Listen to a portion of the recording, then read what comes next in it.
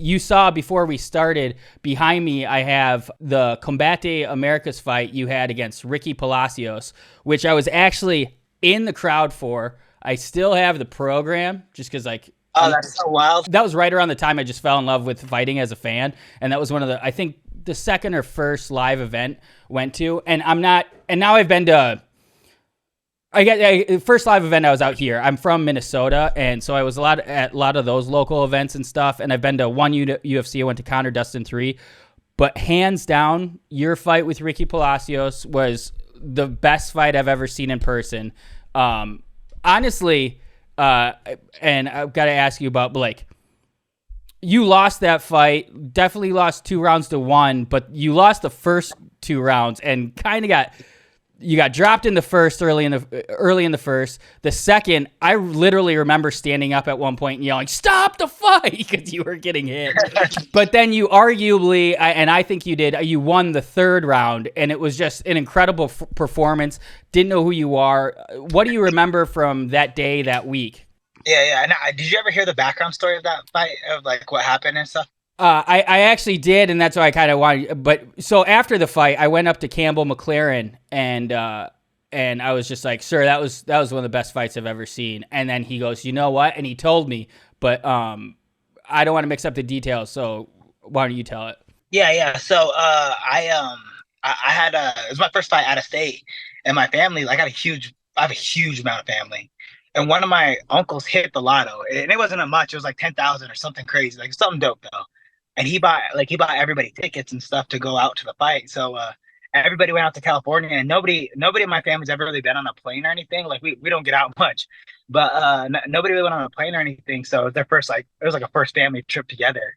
And one of my uncles, the day before the fight, went out there, and they went swimming in the ocean, and my uncle drowned in the ocean that day and died. And yeah, it was like one of these huge things that was like, and my family tried to keep it from me for the day, and it was like really hard to keep it from me because all over the news and a bunch of stuff like Colorado man dies, yada yada. And I found out probably like a couple hours right before that fight that he died. And yeah, my family's so cool. They try to keep it from me, and just like let me go do the fight thing. And yeah, so I went into that fight. Ricky Palacios missed weight. So it was a fight at 45 pretty much. Mm-hmm. He missed weight by fucking 12 pounds or something ridiculous.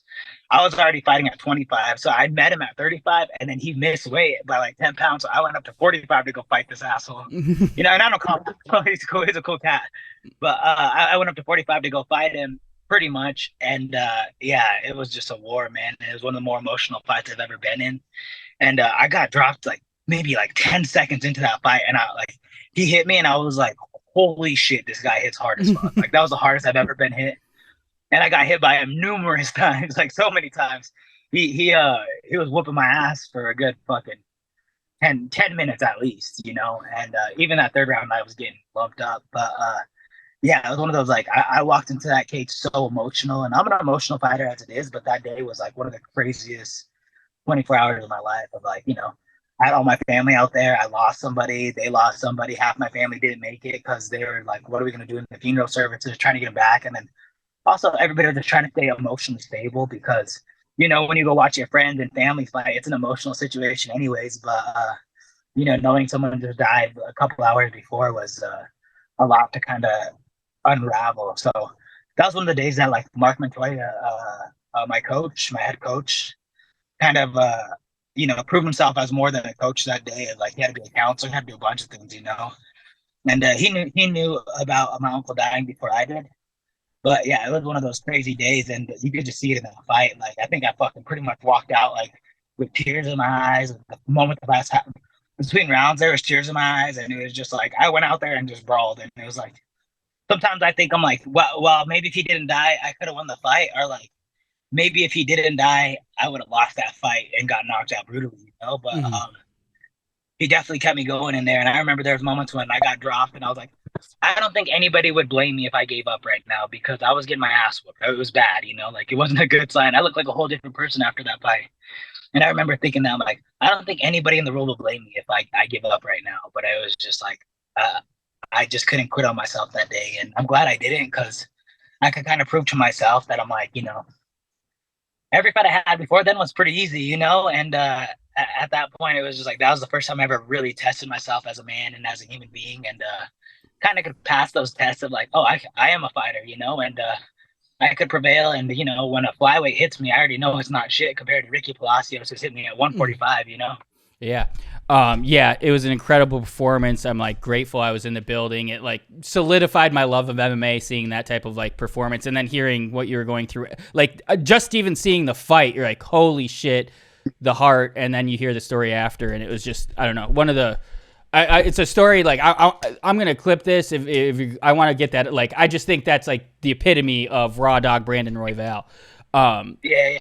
And you know what's cool too, and I'm actually probably grateful for you going up to Campbell. Is Campbell like I made a bunch of extra like I got paid kind of a lot in that fight. I made extra money because Ricky Palacios missed weight by a ridiculous amount, and he was getting paid a lot.